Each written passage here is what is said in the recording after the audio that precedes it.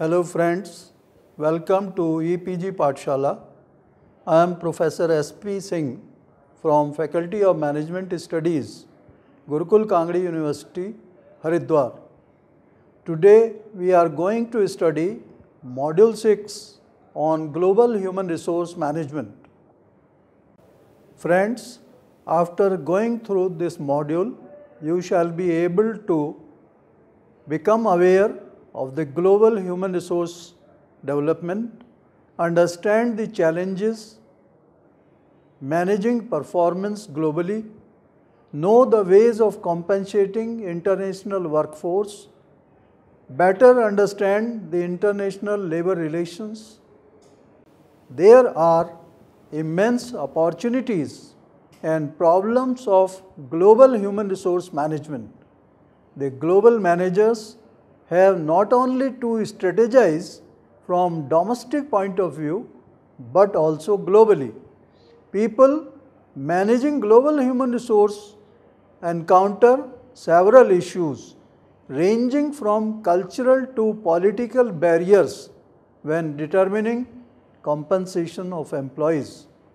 Prior top management takes decision on moving globally, it is very important that the critical issues of human resource management are well pondered. Global human resource management is the utilization of global human resources to achieve organizational objectives without regard to geographic boundaries. People dealing with global human resource management face a variety of challenges in comparison to their domestic counterparts. These considerations include cultural and political barriers, different international aspects such as compensation, development, safety and health, global employee and labor relations. Companies conducting business globally place even greater value on a strategic human resource.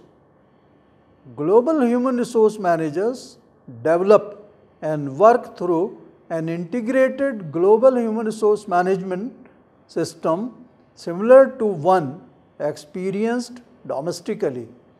The functional areas associated with effective global human resource management are the same as those experienced domestically.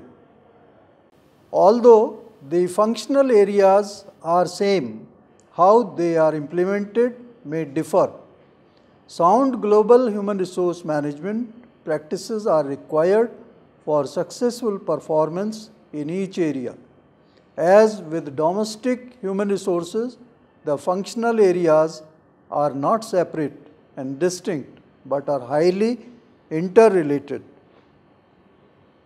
Even though there is no basic difference between HR functioning of domestic companies and international one, a few distinguishing factors may make international HRM more complex. Both the concepts show some difference between them, their features are considered. While the features of HRM include manpower management, personnel management, organizational management and industrial management. The international HRM comprises the management of additional activities like expatriate management, international perspective, cross-cultural training and greater risk exposure. In the case of international HRM, HR professionals are required to perform additional HR functions like international relocation and orientation for employees, administrative services for expatriates, host government relations, international taxation and language translation services. In the case of expatriate relocation, the HR department may have to concentrate on travel, staying, shopping, medical care, training and similar other needs of the expatriate employees appointed in the host country. While in a domestic company, the HR managers may possess only one compensation policy for all its employees. The international company need to prepare different compensation for different countries: host country, home country, and third country.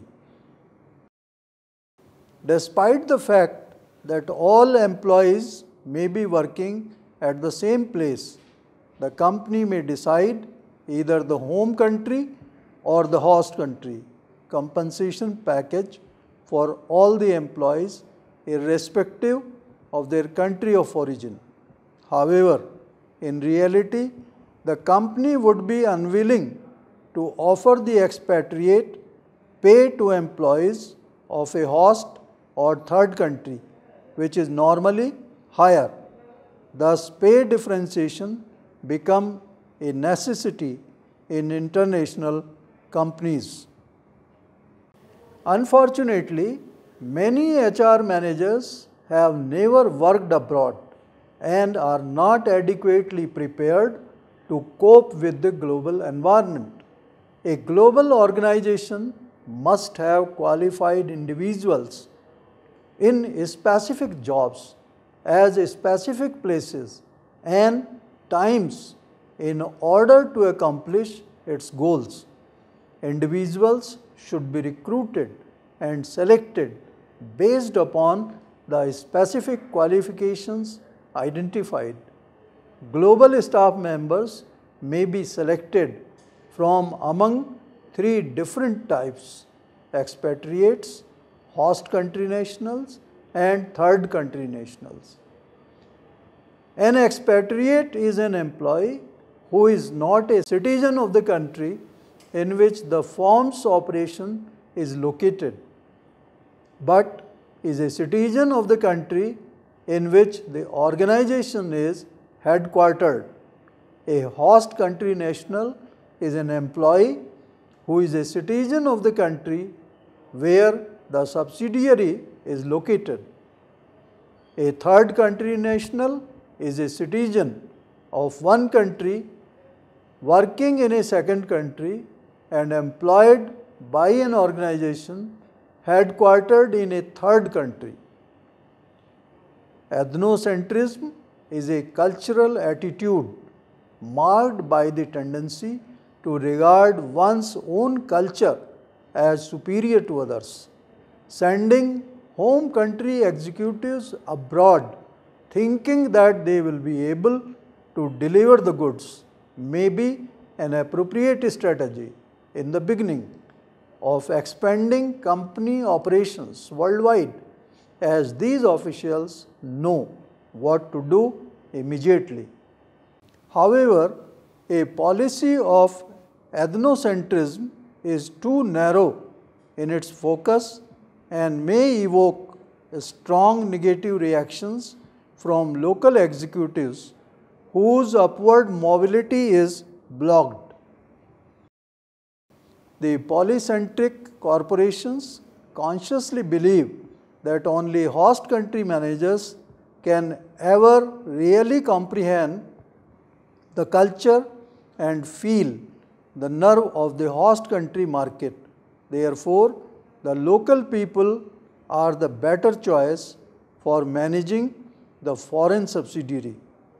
Hiring host country nationals eliminates language restrictions, expensive training periods, problems of cross-cultural adjustment of managers and their families. Geocentrism believes that the candidates for managerial positions must be looked for globally without treating with favor anyone. The best manager for any specific position anywhere on the globe may be searched in any of the countries in which the firm does business. Such a staffing policy looks for the best people for crucial positions throughout the organization without regard to nationality. This approach uses a worldwide integrated business strategy. The firm attempts to always hire the best person available for a position regardless of where that individual comes from.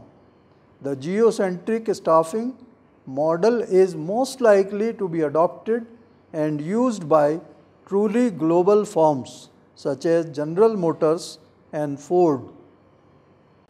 Managing performance globally, organizations have to keep in mind legal requirements, local business practices, and national cultures at the time of establishing performance management systems in other countries. Differences may consist in behaviors rated, the manner and the extent of performance measured, who actually carries out the rating of performance, and the way feedback is given. The measurement of performance may also differ from country to country. Companies conducting business internationally usually need to interact with unions in several countries.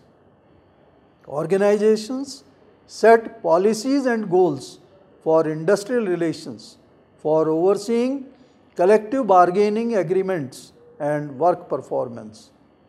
On an international level, the industrial relations differ in laws, attitudes, economic systems, and negotiating styles.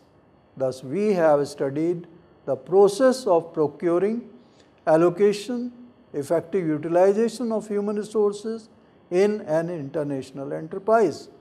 The critical issues faced by multinational corporations concerning the employment of different country nationals to occupy main positions in headquarter and subsidiary operations. Different approaches followed by international human resource staffing include ethnocentrism, polycentrism, geocentrism, region centrism.